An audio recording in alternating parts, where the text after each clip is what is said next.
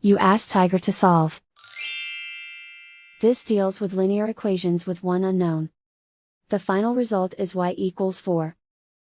Let's solve it step by step. Simplify the expression. Group all constants on the right side of the equation. Subtract 20 from both sides. Group like terms. Simplify the arithmetic.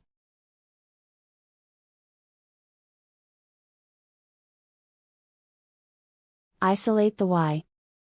Divide both sides by -2. Cancel out the negatives. Simplify the fraction.